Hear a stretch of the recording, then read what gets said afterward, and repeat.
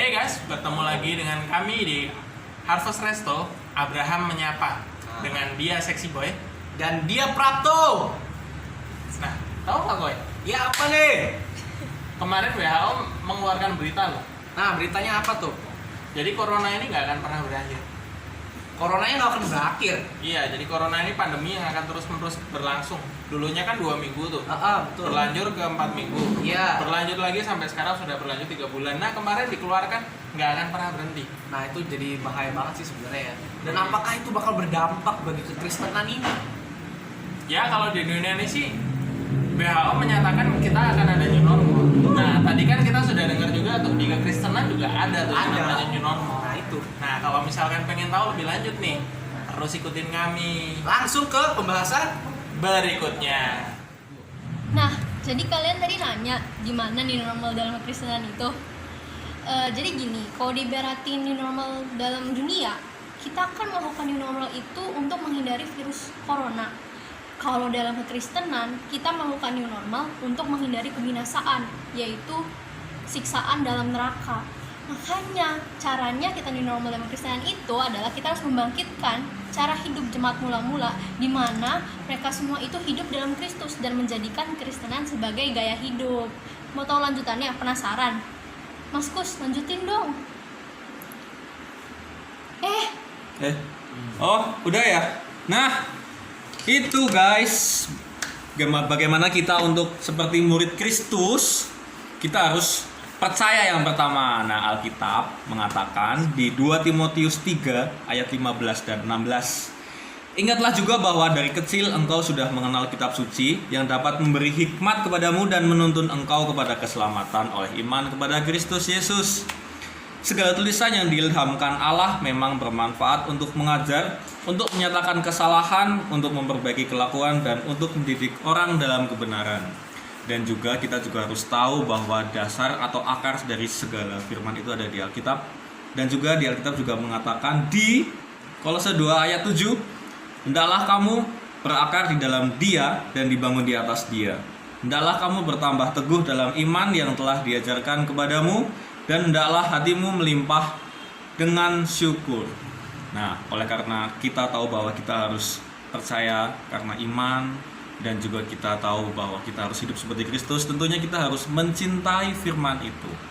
Dan di Alkitab pun mengatakan di Yohanes 14 ayat 12, Aku berkata kepadamu, sesungguhnya barang siapa percaya kepadaku, ia akan melakukan juga pekerjaan-pekerjaan yang aku lakukan.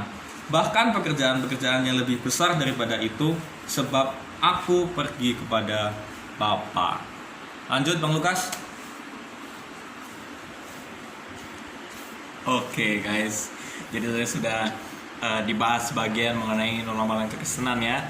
Nah, kan kita mempraktikkan normal ini dalam kekristenan juga di dunia nih. Nah, bagaimana kita mesti beradaptasi dengan dunia? Padahal di firman-Nya itu dikatakan Roma 12 ayat 2 itu kita tidak boleh serupa dengan dunia. Jadi ada jawabannya, yaitu di Lukas 16 ayat 9. Dan aku berkata kepadamu, ikatlah persahabatan dengan mempergunakan mamon yang tidak jujur, supaya jika mamon itu tidak dapat menolong lagi, kamu diterima di dalam kemah abadi. Nah, mamon berarti segala sesuatu yang kita pakai di dunia ini, kekayaan, lalu uang gitu kan, jabatan kita, posisi dalam pekerjaan kita. Nah, di sini harus dilihat nih, ikatlah persahabatan dengan mempergunakan itu, mempergunakan.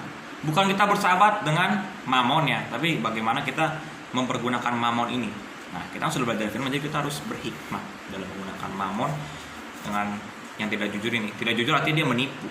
Dia tidak akan bisa menyelamatkan kita nanti. Kita tidak akan mengalami keselamatan. Nah, jadi kita gunakanlah mamon itu untuk kemuliaan Allah, pekerjaan-pekerjaan Allah. Nanti ketika kita mati, mamon itu tidak menyelamatkan, kita tetap diterima di kemah abadi, yaitu di surga.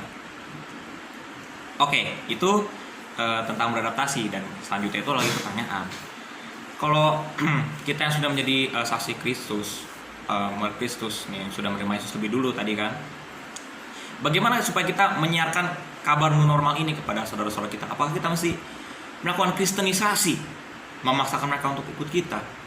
Jawabannya itu ada di topi saya nih, no, gitu kan. Tidak, bukan itu caranya. Tetapi caranya adalah kita melakukan tadi seperti yang sudah dijelaskan oleh dua rekan saya. Kita hidupi dulu firman dalam diri kita. Kita lihat diri kita, apakah kita sudah serupa seperti Kristus atau belum. Karena kalau sudah, itu akan terlihat dari buahnya. Buah-buahnya ini dinikmati bukan hanya oleh kita sendiri, tapi orang-orang di sekitar kita.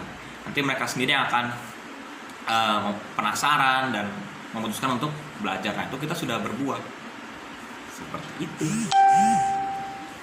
Nah, sudah jelaskan nih tentang apa new normal dan kekristenan. Artinya intinya nih itu bukan lagi kita terikat kepada dunia ya yang membawa kita kepada binasaan, tapi the new normal is hidup serupa seperti Kristus ya, like that. Jeng. Nah, itu dia new normal di dalam kekristenan guys pembahasannya. Nah, jadi gitu ya guys. Kita jangan lagi beragama Kristen. Kita harus mengaktifkan lagi atau menghidupkan lagi kehidupan Kristen yang mula-mula. Jadi bukan lagi beragama Kristen, tapi mengenakan Kristus dalam hidup kita sehari-hari menjadi contoh. Itu baru satu episode loh. Masih ada lagi episode-episode menarik pembahasan firman dari kami Abraham Menyapa. Untuk itu ikuti kami terus. Nah. Buat kalian yang belum tahu, kita juga ada segmen-segmen lainnya. Salah satunya acara talk show Lembutkan Hati setiap Jumat, Sabtu, Minggu. Jamnya tentatif ya guys. Biasanya sore menjelang malam. Betul. Nah, jangan lupa makanya like nih tombol di bawah sini, terus komen, terus di-share ke teman-teman kalian semua. Kami dari Harvest Resto, Abraham Menyapa.